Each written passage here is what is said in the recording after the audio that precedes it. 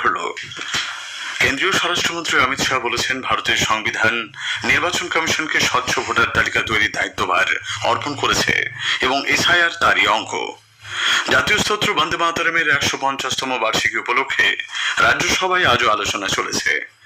রাষ্ট্রপতি দ্রৌপদী মুর্মু বলেছেন, ভারতের মানবাধিকার কেবল সুরক্ষিতই নয়, নাগরিকরা তা পূর্ণ মাত্রায় উপলব্ধি করতে পারেন। ইন্ডিগোর একাধিক ফ্লাইট বাতিল হওয়ায় যাত্রী ভোগান্তির পরিস্থিতি কিভাবে তৈরি হলো, দিল্লি হাইকোর্ট আজ কেন্দ্র সরকারের কাছে তা জানতে চেয়েছে। এশীয় উন্নয়ন ব্যাংক এডিবি 2025-26 অর্থবর্ষে ভারতের অর্থনৈতিক বিকাশের পূর্বাভাস 6.5% থেকে বাড়িয়ে 7.2% করেছে। টি-20 ক্রিকেট সিরিজের দ্বিতীয় ম্যাচে ভারত আগামীকাল নিউ চণ্ডীগড়ে দক্ষিণ আফ্রিকার মুখোমুখি হবে। আসছি বিস্তারিত খবরে। কেন্দ্রীয় স্বরাষ্ট্রমন্ত্রী অমিত শাহ বলেছেন, সংবিধান অনুযায়ী ভোটার তালিকা প্রস্তুত করা নির্বাচন কমিশনের দায়িত্ব এবং বিশেষ নিবিড় পর্যালোচনা এসআইআর তারই অঙ্গ। লোকসভায় নির্বাচনী সংস্কার নিয়ে আলোচনায় তিনি বিরোধীদের অভিযোগ খণ্ডন করে বলেন, বিরোধী দলগুলি বিশেষত কংগ্রেস এসআইআর নিয়ে মিথ্যা প্রচার চালাচ্ছে এবং দেশ, সরকার ও নির্বাচন কমিশনের ভাবমূর্তি ক্ষুণ্ণ করছে। তিনি বলেন, এসআইআর আসলে ভোটার তালিকার পরিশোধন। প্রথম এসআইআর 1952 সালে পণ্ডিত জওহরলাল নেহরু প্রধানমন্ত্রী পদে থাকাকালীন হয়েছিল বলেও তিনি স্মরণ করিয়ে দেন। শ্রী শাহ বলেন, 2004 সালের পর থেকে বিভিন্ন রাজ্য ও কেন্দ্রশাসিত অঞ্চলে এসআইআর চালানো হয়েছে। কেন্দ্রীয় স্বরাষ্ট্রমন্ত্রী অভিযোগ করে বলেন, বিরোধীরা চিন্তিত কারণ জনগণ তাদের ভোট দেয় না এবং এসআইআর এর ফলে সেই সব অনুপ্রবেশকারীদের নাম মুছে যাবে যারা তাদের সমর্থক। इस एसआईआर पर गहन पुनर्निरीक्षण पर एक तरफा झूठ फैलाया और देश की जनता को गुमराह करने का प्रयास किया। सदन के पक्ष और विपक्ष के सभी सदस्यों, मैंने एसआईआर की प्रक्रिया का, इससे जुड़े हुए संवैधानिक अनुबंधों का और भूतकाल में जो एसआईआर हुए वो सभी का गहन अभ्यास किया है। मैं आज आपके माध्यम से इस सदन को और सदन के माध्यम से पूरी देश की जनता को जो झूठ विशेषकर कांग्रेस पार्टी द्वारा फैलाया गया है वो झूठ का मेरे तर्कों के हिसाब से जवाब देना चाहता हूँ। রাজ্যসভায় আলোচনায় অংশ নিয়ে আরএসপি নেতা এন.কে প্রেমচন্দ্রন অভিযোগ করেন, সারা দেশে যেভাবে নির্বাচনী সংস্কার চালানো হচ্ছে তার ফলে বিভিন্ন রাজ্যে বিশৃঙ্খল পরিস্থিতির সৃষ্টি হচ্ছে। শিরোমণি অকালি দলের হরসিমরত কৌর বাদল বলেছেন, নির্বাচন কমিশনকে নিরপেক্ষ হতে হবে। তিনি রাজনৈতিক দলের নির্বাচনী ইস্তাহারকে আইনি নথি হিসেবে গ্রহণ করার প্রস্তাবও দিয়েছেন।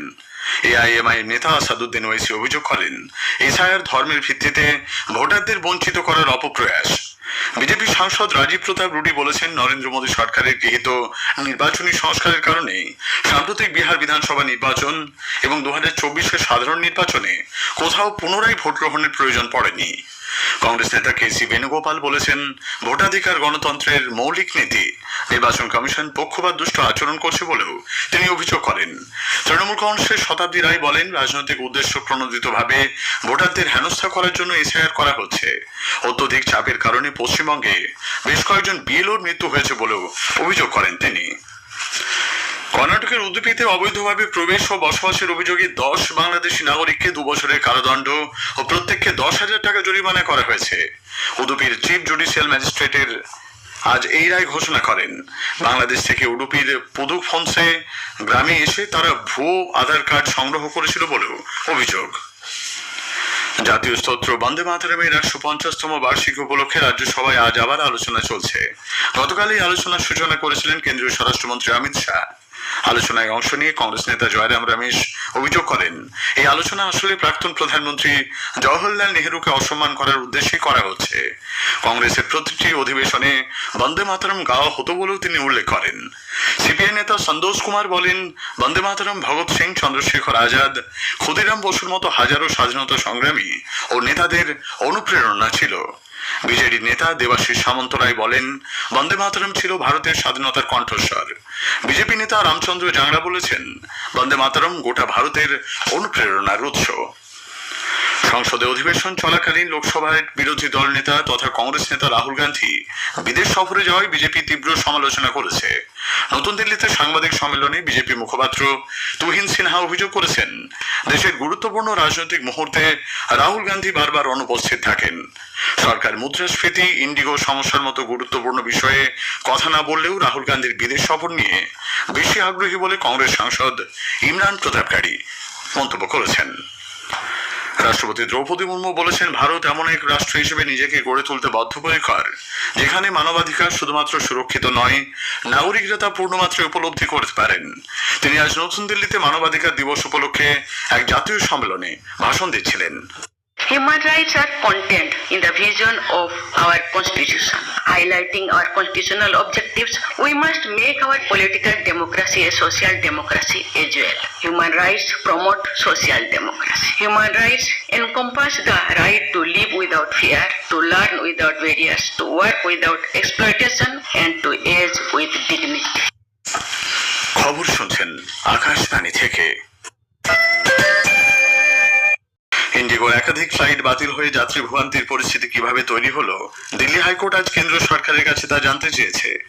আদালত অসামরিক বিমান চলাচল মন্ত্রক এবং ডিজিসি এর গৃহীত পদক্ষেপের প্রশংসা করলেও কিভাবে এমন পরিস্থিতি ঘটতে দেওয়া হলো সে বিষয়েও তথ্য চেয়েছে।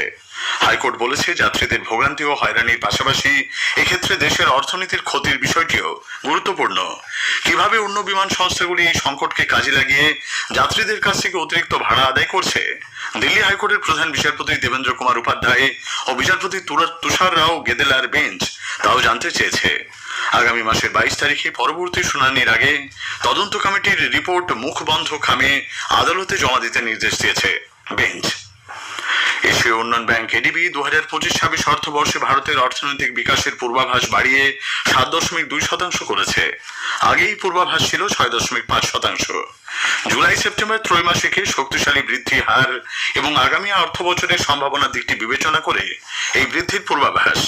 তবে 2026-27 অর্থবর্ষের পূর্বাভাস 6.5%তেই অপরিবর্তিত রাখা হয়েছে। ভারতের অন্যতম প্রধান সাংস্কৃতিক ও আধ্যাত্মিক উৎসব দীপাবলি আজ ইউনেস্কোর intangible cultural heritage of humanities বা মানবজাতির অমূল্য সাংস্কৃতিক ঐতিহ্যের প্রতিনিধিত্বমূলক তালিকার অন্তর্ভুক্ত হয়েছে।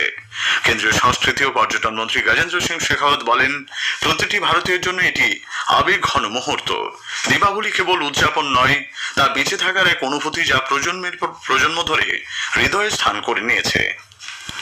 দিল্লি যোগাযোগ মন্ত্রী জ্যোতিরাদিত্য সিন্ধিয়া আজ নতুন দিল্লিতে স্টার্লিং বিজনেস অপারেশনস এর ভাইস প্রেসিডেন্ট লরেন রিয়ারের সঙ্গে সাক্ষাৎ করেছেন।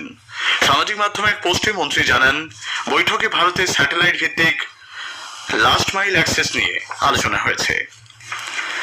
এক দশকের বেশি সময় ধরে রাজ্যের 4 উপকূলবর্তী জেলায় সামুদ্রিক মৎস্যজীবীদের নিয়ে বিস্তৃত সমীক্ষা শুরু করতে চলেছে কেন্দ্র। মেরিন ফিশারিজ সেন্সাস 2025 নামে এই সমীক্ষার মাধ্যমে পশ্চিমবঙ্গের মৎস্যজীবীদের আর্থসামাজিক অবস্থা, শিক্ষাগত যোগ্যতা, পরিবারের সদস্যদের পেশা, বিকল্প আয়ের সংস্থান আছে কিনা ইত্যাদি সহ নানা একাধিক গুরুত্বপূর্ণ তথ্য সংগ্রহ করা হবে। কেন্দ্রীয় নারী ও শিশু কল্যাণ মন্ত্রী অন্নপূর্ণা দেবী আজ বলেছেন, ভারতের প্রকৃত শক্তি সাংস্কৃতিক ঐক্য, বৈচিত্র্যময় ভাষা সঙ্গমে নিহিত। নতুন দিল্লিতে ভারতীয় ভাষা এবং ঐতিহ্যের প্রচার সংক্রান্ত এক অনুষ্ঠানে তিনি বলেন, সরকারের তৈরি ভাষিনী, কেটিএস, আদিবাণী এবং সঞ্চিকার মতো প্ল্যাটফর্ম ভারতীয় ভাষার বিকাশে গুরুত্বপূর্ণ ভূমিকা নেবে। আকাশ কখনোই কারোর কাছে সীমারেখা হতে পারে না বলে ভারতীয় মহাকাশচারী গ্রুপ ক্যাপ্টেন শুভাংশু শুক্লা মন্তব্য করেছেন। কলকাতার ইন্ডিয়ান সেন্টার ফর স্পেস ফিজিক্সে আজ এক আলোচনা সভায় তিনি একথা বলেন। मेरा मैसेज बहुत ही क्लियर है बच्चों को, जहाँ भी मैं बात करता हूँ, जैसा कि मैंने अभी बताया कि टैलेंट की कोई कमी नहीं है और बच्चों को फोकस रहना है, उनको हार्डवर्क करना है। क्या है, लास्ट टाइम जब फ्लाइट होती है गवर्नर राकेश शर्मा की और आज में कि एस्ट्रोनॉट जैसा प्रोफेशन हमारे देश में था नहीं। ভারত আগামীকাল টি-20 ক্রিকেট সিরিজের দ্বিতীয় ম্যাচে দক্ষিণ আফ্রিকার মুখোমুখি হবে। নিউ চণ্ডীগড়ের মুল্লানপুরে মহারাজা যাদবেন্দ্র সিং আন্তর্জাতিক ক্রিকেট স্টেডিয়ামে খেলা শুরু হবে সন্ধ্যে 7টায়। একদিনের সিরিজ জয়ের পর কটকে ভারত গতকাল প্রথম ম্যাচে দক্ষিণ আফ্রিকাকে 101 রানে হারিয়ে 5 ম্যাচের টি-20 সিরিজে 1-0 এগিয়ে গেছে। শেষ করার আগে খবরের বিশেষ কিছু অংশ আরও একবার। কেন্দ্রীয় স্বরাষ্ট্রমন্ত্রী অমিত শাহ বলেছেন, ভারতের সংবিধান নির্বাচন কমিশনকে স্বচ্ছ ভোটার তালিকা তৈরির দায়িত্বভার অর্পণ করেছে এবং এসআইআর তারই অঙ্গ। জাতীয় স্তোত্র বন্দে মাতরমের 150তম বার্ষিকী উপলক্ষে রাজ্যসভায় আজও আলোচনা চলেছে। টি-20 ক্রিকেট সিরিজের দ্বিতীয় ম্যাচে ভারত আগামীকাল নিউ চণ্ডীগড়ে দক্ষিণ আফ্রিকার মুখোমুখি হবে। খবর শেষ হলো।